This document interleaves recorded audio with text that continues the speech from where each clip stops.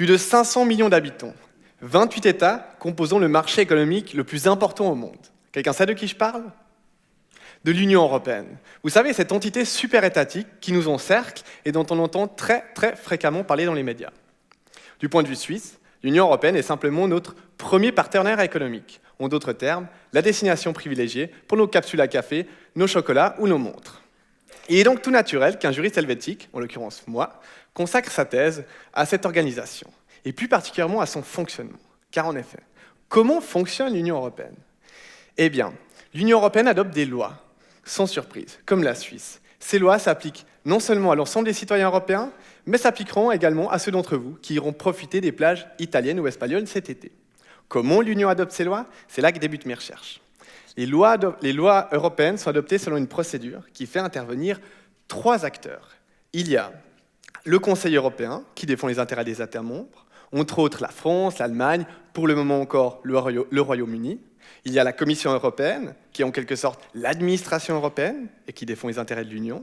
Et il y a enfin le Parlement européen, qui défend les intérêts des citoyens européens, et notamment des 1,5 million de citoyens européens résidant actuellement en Suisse. Statistiquement, 1/5 des personnes qui se trouvent dans cet auditoire. Les lois européennes sont adoptées selon une procédure qui nécessite que les institutions coopèrent. C'est pourquoi elles adoptent des accords interinstitutionnels. Ces accords permettent aux institutions d'améliorer leur coopération et ainsi d'assurer le bon déroulement de la procédure d'adoption des lois européennes. Mais prenons un exemple concret. L'Union souhaite adopter une loi concernant la vente d'alcool en Europe. Toutefois, les institutions ne s'entendent pas sur le contenu de la loi ne peut être adoptée.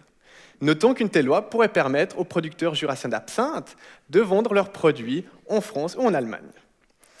Un accord interinstitutionnel va permettre aux institutions de discuter, de négocier, afin de trouver une solution. Ainsi, cette loi pourrait être adoptée et nos amis jurassiens pourront exporter leurs excellents produits dans les magasins allemands ou français. Bien entendu, les accords interinstitutionnels posent également des questions. À quelles conditions ils peuvent être conclus? Que faire lorsqu'une institution, tout simplement, ne respecte pas l'accord? Mes recherches visent à proposer des réponses à ces questions. En somme, l'objectif de mon doctorat est de clarifier l'usage de ces accords afin que les institutions les utilisent plus fréquemment. Car en effet, à mon sens, les accords interinstitutionnels sont réellement utiles pour l'adoption des lois européennes, mais sont également bénéfiques pour les entreprises suisses.